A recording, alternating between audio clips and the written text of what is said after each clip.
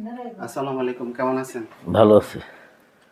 আমি হইলাম মনিরুল ইসলাম সরকার। প্রথমে রাজনীতিতে জড়িত আছি, আমি বিএনপি করি।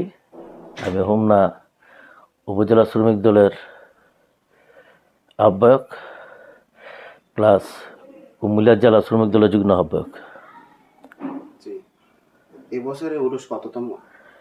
এই বছরের এই খাজা গরিব নজরুল ছিল 43তম। এই উরুষ সম্পর্কে বিস্তারিত আমাদের একটা ধারণা দেন, যে কার নামে কিভাবে এটা শুরু হয়েছে, ঐতিহাসিক একটা প্রেক্ষাপট বিস্তারিত বলেন। আচ্ছা, ঘটনা হইল এই খাজার, আমি কিন্তু কিন্তু আমি বশিরুল্লাহর হাত ধরেছি। মুরিদ। হ্যাঁ, মুরিদ। হ্যাঁ, ওনার ডাইরেক্ট ওনার জীবিত থাকাকালীন ওনার আমি হাত ধরছি মুরিদ। এর মধ্যে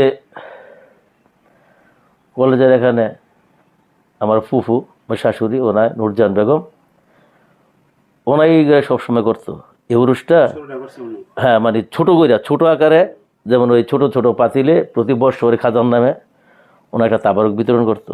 উনি কি কোনো পীরের ভক্ত ছিল? না না না, ওনা খাজার আশেকানুভক্ত খাজার। হুম। তো এর মধ্যে একদিন আমি ওইখানে দেখি যে ওনায় কানাডি করতেছে। আমি ঘরে ছিলাম, তখন আমি বললাম যে কি ব্যাপার, কি আমরা কাঁদতেন কেন? কইবার তো আমার পাওটা কাইটা ফেলাইছি, মানে পায়ের ভিতরে একটি এই ছিল, পুরো পাও হাঁটু পর্যন্ত কাইটা ফেলাইছে। এই জন্য ওরা কান্না করতেছে যে প্রতি বছর আমি খাজার নামে তাবারুক করি, এবার আমি করতে পারতেছি না, এই কষ্টে বাদান আমি কাঁদতেছি। তো ওনার তখন আমি বললাম যে আমরা তাবারুক কবে? কয় বাজান আর 4-5 দিন বাকি আছে। তখন আমি জান খাজার নামে যেহেতু আপনি তাবারুক করেন, ইনশাল্লাহ আপনার আশা খাজা পূরণ করবে। আমার যতটুকু সাধ্য আমি চেষ্টা করবো করার জন্য।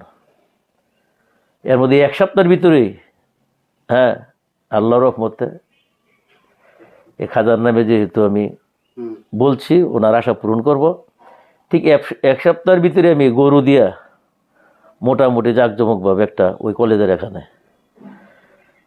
অনুষ্ঠান করছি। এর মধ্যে এই আমাদের এখানে যে আজকে যে আমার নতুন বাড়িতে নিয়ে আসছি, নিয়ে আসার কারণ হলো প্রতি বছর ওইখানে করতাম, তাদের বাড়িতে করতাম, যেহেতু তাদের লোক সংখ্যা বাইরে গেছে।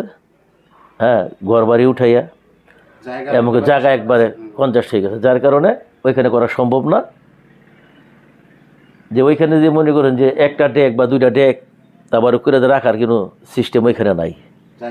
হ্যাঁ, যার কারণে ওনার থেকে অনুমতি নিয়েই, ওনার সাথে আলাপ করেই যে ফুফু ওইখানে ওদের করতে পারবো না, এখন আমার নতুন বাড়িতে করলে মনে ভালো হবে জিনিসটা। তখন বলছে যেহেতু তুমি এটা করো, আমার নামেই করো, আমার ইয়াতেই করো, তুমি যেখানে ভালো হয় তুমি সেখানেই করো। এই জন্য এখানে আজকে নিয়ে আসা, এখান থেকে শুরু হয়েছে। উরুষের আয়োজনটা কতদিন আগে থেকে শুরু হয়? উরুষের আয়োজনটা ওনার সাথে আলাপ আলোচনা করে দেখলাম, হিসেব করে এবছর পর্যন্ত 43 বছর, 43তম। আমার এটা হলো 43তম। এর আগে ওনা করতো ছোটোখাটো ভাবেই করতো, আর আমি করতেছি আজকে প্রায় 12-13 বছর। 12 বছর যাবত আপনি করতেছেন? আমি করতেছি, কোনো সময় মহিষ আনি, গরু আনি, মানে খাজা যে সময় যেটা মানুষের। উরুষের মধ্যে সময়টা কতটুকু? 3 দিন ব্যাপী হয় নাকি 7 দিন ব্যাপী, এরকম একটা টাইম আছে? হ্যাঁ হ্যাঁ, মানে 3 দিন ব্যাপী। 3 দিন ব্যাপী হলো প্রথম দিন হলো খাজার নামে আমি কোরআন খতম দেওয়াই। কোরআন খতম মিলাদ, মিলাদ, হ্যাঁ মিলাদ খাজার জন্য এই এতিম খাওয়ানো হয়। এর মধ্যে আরও মাদ্রাসার হুজুর টুজুর আছে, তাদেরকে দাওয়াত দেওয়া হয়, সবাই আসা খাজার নামে। যেহেতু এইবার দেওয়া হয়েছে 4 কোরআন খতম, হ্যাঁ 4 কোরআন খতম দেওয়া হয়েছে। এর আগেও প্রতি বছরই খাজার নামে কোরআন খতম, রেডিও লাগে প্রধান, এটার আগে প্রধান দেওয়া হয় কোরআন খতম মিলাদ। এর পরের দিন তাবারক বিতরণ করা হয়। এর পরের দিন এই খাজার নামে খাজার শান গান এগুলি গাওয়া হয়। হ্যাঁ হ্যাঁ, আজকে তো শেষ দিন। আজকে শেষ দিন। দূর দূরান্ত যারা ওইখান থেকে দূর দূরান্ত থেকে যে আসবো, তাদের জন্য কি ব্যবস্থা রাখছেন? যে অনেকে ঢাকা থেকে আসতে পারে, কুমিল্লা থেকে আসতে পারে, তাদের জন্য? না না, দূর দূরান্ত থেকে যারা আসে তারা আমাদের আত্মীয় স্বজন আসে। হ্যাঁ, দূর দূরান্ত থেকে কোনো বাইরে লোক আসে না। হ্যাঁ, আমার আত্মীয় স্বজন আসলে, যেহেতু আমাদের আত্মীয় স্বজনের এখানে এই থাকার ব্যবস্থা আছে, যেহেতু এখন তো বিশাল আকারে আমি আমার বাড়িতে অনেক রুম আছে, এখানে আত্মীয় স্বজন থাকার ব্যবস্থা আছে। আর আমাদের হোমনার যে আশেপাশে যে লোকগুলো আছে এগুলি মনে করেন তারা আসে, প্রতি বছরে আসে গান টান শুই না, তারা শান্তিপ্রিয়ভাবে চলে যায়। এই উরুষের মাধ্যমে আপনি বর্তমান সমাজকে কি বার্তা দিতে চাইতেছেন?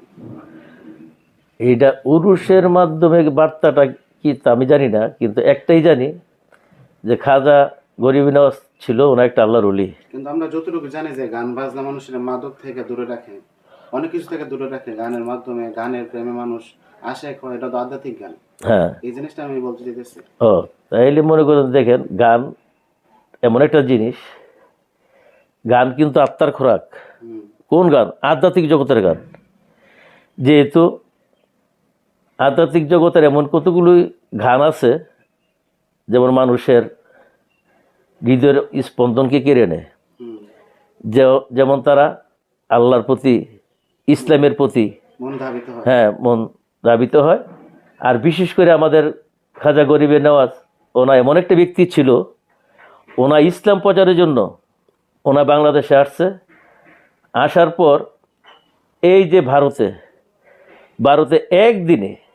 একদিনে ওনায় প্রায় 50,000 হিন্দুকে ওনায় মুসলমান করছে। সুবহান। হ্যাঁ, এর মধ্যে ওইখানে এক রাজার ইয়েতে গেছে ওনা উজু করতে, এক পুকুরে উজু করতে গেছে। উজু করতে যাওয়ার পর ওইখানে, আমি শর্টকারি বলতেছি, ওইখানের যেহেতু হিন্দু রাজা, তারা বলছে আমরা এই পানি দিয়া আমরা পূজা করি, এই পানি দিয়ে সে উজু করলো কেন? এডি নিয়ে একটা ওইখানে মোটামুটি গন্ডগোলের সৃষ্টি হয়েছে। তখন খাজা মঈনুদ্দিন চিশতি সাহেব অলি বলল যে ঠিক আছে, আমি এখানে ইয়ে করবো না, আমি একটা লোটা পানি নিয়ে যাই। তখন ওনা 1 লোটা পানি নেওয়ার পর ওই পুরো পুকুরের পানি শুকিয়ে গেছে।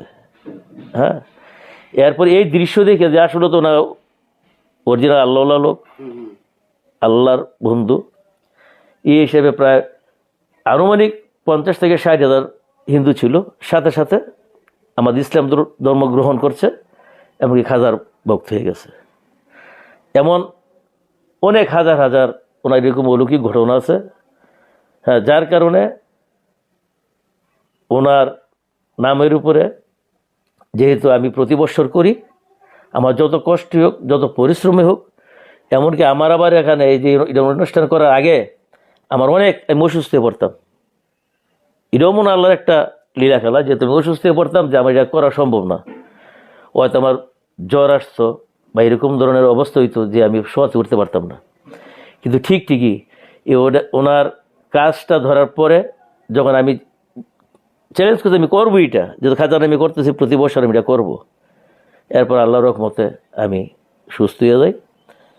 হ্যাঁ, এই জন্য আর অনেক কিছু আমার জীবনে এই খাজাকে নিয়ে যত বছর ধরে খাজার আমি অনুষ্ঠান করতেছি ওনার নামে, বা আমার ফুফুর অনুষ্ঠানটা আমি নিজে করতেছি, এটা দায়িত্ব নিচ্ছি। দায়িত্ব নেওয়ার পরের থেকে এমন আমার জীবনে এমন অনেক অলৌকিক ঘটনা আমার জীবনে বর্তমানে ঘটছে, যেটা বলা সম্ভব না। একটা ঘটনা শুনতে পারি? এটি তো অনেক কঠিন জিনিস। চাইলে না থাক, হ্যাঁ থাক, সমস্যা নেই। হ্যাঁ, কিন্তু আপনি- যেহেতু আমি একটা কথা বলি, আমার যে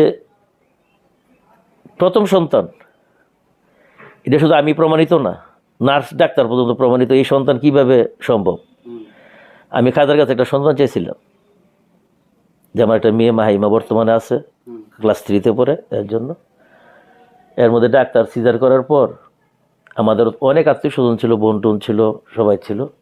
তখন ডাক্তার এসব বলছে যে এই বাচ্চা কিভাবে সম্ভব, এভাবে তো বাচ্চা ধারণ করা সম্ভব না। হ্যাঁ, এই তখন থেকে আরও আমি খাজার প্রতি আমি আকৃষ্ট হয়ে গেছি।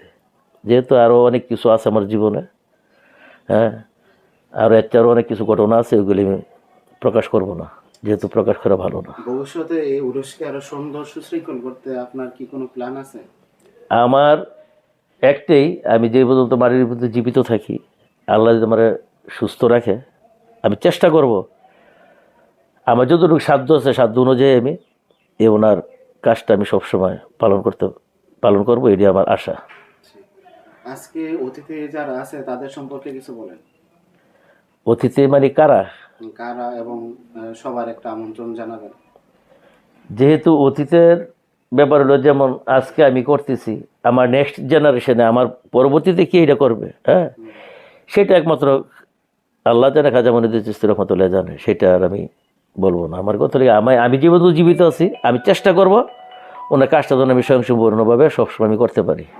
আজকে দাওয়াতি মেহমান কারা আছে বিশেষ? আজকে দাওয়াতি মেহমান আজকের হলো এই যেহেতু বাৎসরিক অনুষ্ঠান, আমি অনেকেরই যেমন কলেজের এখানে করতাম, ওই এলাকার মান্যগণ্য ব্যক্তি যারা আছে, ওই এলাকা যারা পরিচালনা করতো, তাদেরকে সভাপতি দিতাম বা পরিচালনায় আমি সবসময় থাকতাম। আমি নিজে পরিচালনা করতাম আর এদেরকে দায়িত্ব দিতাম, তারা এগুলি করত। আর এখন যেহেতু আমি আমার এই বাড়ির পাশে রাস্তার ওই পাশে আমাদের সরকার বাড়ি, এটাও সরকার বাড়ি একই ধরে, যেহেতু এখানে আসছি, এখানে এই আজকের এই উরুস মাহফিলের সভাপতিত্ব করবেন বিপি মুজাম্মেল হক মুকুল, এই সাধারণ সম্পাদক হোমনা উপজেলা। হ্যাঁ, এর মধ্যে প্রধান অতিথি হিসেবে দাওয়াত করছি, ওনার দাওয়াত গ্রহণ করছে বাংলাদেশ জাতীয়তাবাদী দল বিএনপির বিভাগীয় সাংগঠনিক সম্পাদক, সারা বাংলাদেশের শিক্ষক সমিতির সভাপতি জনাব মোহাম্মদ সেলিম ভুঁইয়া সাহেব। ওনা আশ্বস্ত করছে আজকে আমার এখানে ওনায় থাকবে, উপস্থিত থেকে আমার আজকের এই পরিচালনা করবে। হোমনাবাসীর উদ্দেশ্যে আপনার কিছু বলার আছে? হোমনাবাসীর উদ্দেশ্যে আমার একটাই বলার, যেহেতু এখানে এত বড় একটা, বা আজকে গতকাল তাবারক বিতরণ গেছে, মোটামুটি হোমনার এলাকার আশেপাশের অনেক লোকই হ্যাঁ তাবারক নিতে আসছে, তারা তাবারক খেয়েও অত্যন্ত সন্তুষ্ট প্রকাশ করছে। আর বিশেষ করে আজকে যে আধ্যাত্মিক জগতের হবে, সবাই যাতে শান্তিপ্রিয়ভাবে আমার এখানে গান শুনে সেটা আনন্দিত হয়, এটা আমার আশা।